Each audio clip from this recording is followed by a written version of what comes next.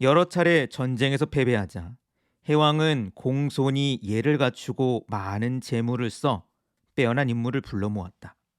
추연, 순우곤, 맹가 등이 대량에 왔다. 양해왕이 말했다. 과인이 못나 나라 밖에서 여러 차례 패배하였소. 태자는 포로가 되었고 상장군은 죽어 나라가 텅 빈 듯하다오. 조상과 종묘 사직에 부끄러우니 과인이 매우 괴롭습니다. 어르신께서는 천리를 멀다 하지 않고 황공항에도 엉망이 된 나라까지 오셨군요. 앞으로 어떻게 내 나라를 이롭게 하시렵니까? 맹가가 말했다. 임금께서 이처럼 이로움을 말씀하시면 안 됩니다. 임금이 되어 인의를 바라셔야지 어찌 이로움을 바라십니까? 이 이야기를 하기 위해서는 조금 이야기를 좀 둘러가야 되겠습니다. 춘추 전국시대 이야기를 해야 되는데요. 춘추 전국시대에는 두 개의 진나라가 있습니다. 우리나라 이제 한자 발음으로는 똑같은 진나라인데요. 첫 번째, 하나는 우리가 잘 아는 진시황의 진나라입니다. 또 하나는 오늘 이야기의 배경이 되는 춘추 시대 말 일찍이 멸망해버린 진나라라는 나라가 있습니다. 춘추 시대에 이 진나라입니다. 본래는 원래 강성한 나라였습니다. 진문공은 일전에 우리가 관중 이야기할 때 소개했던 제환공에 이어 패자에 오른 인물이었고요. 나름 춘추 5패 가운데 하나로 손꼽히는 인물이니까 굉장히 강했던 나라였던 거죠. 그러나 시간이 흘러 임금의 힘이 약해지고 귀족 가문의 힘이 나라를 좌지우지하는 상황에 이릅니다. 그래서 시간이 흘러 4개의 가문이 이 진나라에서 세력을 키웠습니다. 지씨, 조씨, 위씨, 한씨. 자, 이렇게 4가문이 힘을 떨치는데 그 가운데 지씨 가문의 힘이 가장 강했습니다. 그리고 이 지씨는 얼마나 강했는지 다른 가문에 가서 야, 땅 내놔. 그럼 땅 빼앗고, 야, 너 성 보기 좋다. 성 빼앗고. 그렇게 자신의 영토를 이 진나라 안에서 늘려가던 중에 조양자라고 하는 인물이 있습니다. 이 조씨가 싫은데? 라고 대든 겁니다. 자, 결국 그래서 지씨가 조씨를 공격합니다. 아주 궁지에 몰아넣어요. 그러나 조씨는 아주 절체절명의 위태로운 상황 속에서 도리어 위씨와 한씨를 설득해 이 불리한 상황을 뒤집습니다. 결국 조씨, 위씨, 한씨 이 3가문의 공격으로 지씨 가문이 망해버립니다. 이때 조씨가 위씨와 한씨 가문을 설득하면서 했던 말이 뭐냐? 그 유명한 순망치한입니다. 순, 입술이 망, 없어지면 치, 이빨이 한 실이다. 우리가 망하면 다음 차례는 너다. 너희들 이렇게 지씨한테 계속 빼앗기고 살래? 결국은 조씨, 위씨, 한씨가 이 진나라를 셋으로 갈라먹습니다. 자, 그래서 오른쪽에 있는 지도를 보면 이 중간에 있는 요 지역 있죠? 요 지역이 아까 이야기했던 그 진나라입니다. 진나라 지역이었는데 조, 위, 한 세 나라로 나뉘는 겁니다. 이렇게 진나라로부터 갈려진 나라여서 이 세 나라를 한데 묶어 삼진이라고도 부릅니다. 조, 위, 한 세 귀족 가문이 제후가 된 이 사건은 춘추 전국 시대의 판도를 뒤흔드는 아주 중요한 사건이기도 했어요. 왜냐하면 대부가 힘으로 제후를 내쫓았고 제후의 자리에 오를 수 있다는 사실을 보여줬기 때문에 그렇습니다. 원래 제후는 주나라와 한 집안 사람이어야 했는데 그렇지 않은 세력도 이제 같은 반열에 오르는 거죠. 자, 이런 까닭에 이 세 나라의 등장을 춘추 시대의 끝, 거꾸로 전국 시대의 시작으로 보는 관점도 있습니다. 이런 과정에서 총 7나라가 전국 칠흥으로 활약을 하는 거죠. 북쪽에 연나라, 동쪽에 제나라, 남쪽에 커다란 세력을 갖고 있었던 초나라, 그리고 서쪽에 진나라가 있고요. 중간에 아까 이야기했던 삼진, 조, 위, 한, 총 7나라가 이 전국 시기에 판도를 가지고 서로 다투는 겁니다. 이 가운데 진나라, 초나라, 제나라 등은 전통적인 강국이었어요. 조나라, 위나라, 한나라는 매우 불리한 위치에 있었습니다. 주변에 강국들에 둘러싸여 있었거든요. 게다가 그 당시 이 북쪽에는 흉노라고 하는 중국 고대 사회를 두려움에 덜덜 떨게 했던 유목민족들이 있었죠. 자, 이런 까닭에 이들은 한 전쟁터 한복판에 나라를 둔 것이나 다름없는 상황이었고 치열하게 생존을 도모합니다. 위나라 이야기를 해보겠습니다.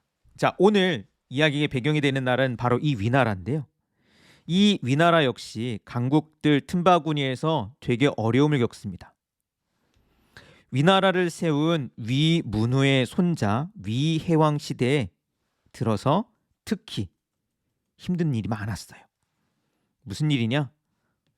진나라가 공격하고요, 초나라도 공격하고요, 제나라도 공격했습니다. 그래서 앞에서 그런 얘기를 했잖아요. 태자가 포로로 잡혀갔고 상장군이 죽었고 수도를 동쪽으로 옮깁니다. 본래 수도는 안읍이라고 하는 곳이었는데요. 동쪽 대량이라는 곳으로 수도를 옮깁니다. 지도를 보면 안읍은 여기입니다. 그리고 대량이라고 하는데 이쪽으로 이렇게 수도를 옮겨야 했습니다. 왜? 전쟁에서 패배해서. 이 대량을 수도로 했기 때문에 옛날 고전에서 위나라를 양나라라고 부르기도 합니다. 위해왕이 곧 양해왕이라고도 불리는 거죠. 그러나 양해왕이라고 하는 이 호칭은 상당히 치욕스러운 호칭이기도 한 거죠. 전쟁에서 패배해서 수도로 옮겨서 양이라 부르는 거니까요. 자, 돌아와 이 양해왕은 말년에 다시 나라를 부강하게 만들려고 고심을 합니다. 어떻게 하면 될까? 뭐 지금이야 여러 가지 나라를 부강하게 하는 방법들이 있습니다. 뭐 기술 개발 뭐 이런 게 있죠. 한편으로는 뭐 자원 개발 이런 것도 나라를 부강하게 하는 주요 방법 가운데 하나입니다. 그러나 고대 사회에는 그런 방법보다는 인재를 통해 나라를 부강하게 만드는 방법을 선택하죠. 널리 사람을 불러 모아 나라를 바꾸고자 합니다. 이때 순후곤, 추연, 맹가 등이 위나라의 새로운 수도 대량에 도착합니다. 순후곤은 사기의 골계열전에 등장하는 인물인데요. 골계. 요즘은 이 말을 쓰는지 모르겠습니다. 옛날에 국어 시간에 이런 거 들어보셨는지 모르겠습니다. 골개미가 있는 작품이다. 뭔가 풍자적이고 웃음을 준다는 뜻이죠. 그래서 풍자에 빼어난 인물이었고요. 한편 추연은 오행. 오행은 우주를 움직이는 5개의 기운을 이야기하는 거죠. 화, 수, 목, 금, 토. 이 5가지의 힘으로 세상이 움직인다. 뭐 이런 걸 주장한 인물이었습니다. 제가 보기에는 양해왕이 말년에 나라를 좀 바꿔보겠다라고 사람을 불러 모았는데 번지수를 잘못 찾았습니다. 왜냐하면 뒤에 소개할 그 동시대에 있었던 빼어난 인물들에 비해 순후곤이나 추연 같은 사람들은 실제적인 능력보다는 좀 뭐랄까요? 그러지 않은 인물의 냄새가 많이 난 까닭입니다. 또 오늘 이야기의 또 다른 주인공인 맹가. 가는 수레라는 뜻입니다. 맹수레라는 이름의 인물은 또 어떨지. 자, 해왕은 자신의 사정을 늘어놓으며 맹가에게 비책을 묻습니다. 앞으로 어떻게 내 나라를 이롭게 하시렵니까? 근데 이때 이로움이라는 표현이 맹가의 신경을 건드리고 맙니다. 기다렸다는 듯 맹가는 아주 일장 잔소리를 늘어놓습니다. 임금께서는 이처럼 이로움을 말씀하시면 안 됩니다. 임금이 이로움을 탐하면 대부도 이로움을 탐하고, 대부들이 이로움을 탐하면 백성들도 이로움을 탐할 것입니다. 그러면 위아래가 이로움을 두고 다툴 테니 나라가 위태롭게 됩니다. 임금이 되어 인의를 바라셔야지 어찌 이로움을 바라십니까? 자, 맹가는 인의를 주장하죠. 뭐 좋은 말이긴 합니다.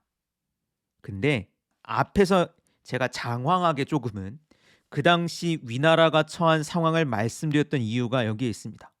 지금 해왕은 간절한 상황이에요.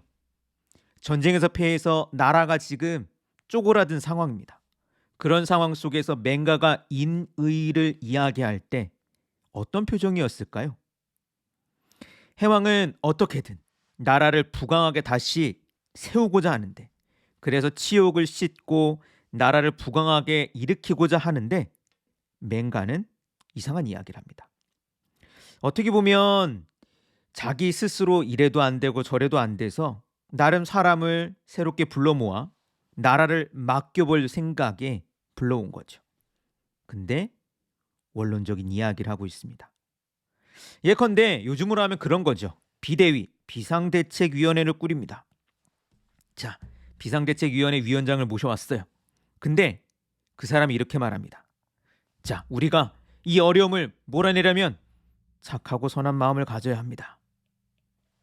아니, 약육강식의 지금 국제관계 속에서 치열하게 전쟁을 벌이는 가운데 이런 말이 해법이 될 수 있을까요? 해왕 입장에서는 사실 듣나 마나, 정말로 하나마나한 이야기입니다. 그러나 이 맹가는 전혀 거리낌 없이 또박또박, 이런 표현을 아시는지 모르겠습니다. 이른바 정말 맑은 눈의 광인 마냥 한 점 부끄러움이나 한 점 갈등 없이 자신의 말을 진심으로 내뱉고 있습니다. 바로 이 진심덩어리, 맑은 눈의 광인, 순백의 그 자체, 그가 바로 오늘의 주인공 맹자입니다. 맹자는 위아래가 이로움을 두고 다투면 나라가 위태로워집니다 라고 말을 했는데요. 근데 맹자는, 저는 이게 궁금하더라고요. 해왕의 할아버지 위문후가 진나라를 무너뜨리고 위나라의 제후가 된 것을 알고 요 말을 한 것일까? 왜냐하면 위문후, 이 해왕의 할아버지가 진나라를 무너뜨리고 제후가 된 사건이야말로 아래가 위를 탐한 사건이라고 할 수 있죠. 이익을 두고 나라를 셋으로 갈라먹은 사건이라고도 할 수 있습니다. 해왕은 맹자의 말을 들으며 뜨끔하진 않았을까? 어쨌든 그 뒤에도 맹자는 오래도록 이 해왕 곁에 머물며 잔소리를 해댑니다. 그리고 이 잔소리가 잔뜩 담겨 있는 책이 바로 맹자라는 책입니다. 맹자 속에 맹자는 양해왕에게 패도와 왕도가 있다라고 말합니다. 힘으로 남을 억누르고 힘으로 강한 나라를 이루는 것이 패도라면, 인의로 남의 마음을 끌어들여 덕으로 강한 나라를 이루는 것이 왕도라고 합니다. 힘에 의한 정치와 덕에 의한 정치, 이 둘로 맹자는 둘의 길이 있고 그 가운데 덕에 의한 정치를 이야기한 인물인 거죠. 그게 맹자의 이야기입니다.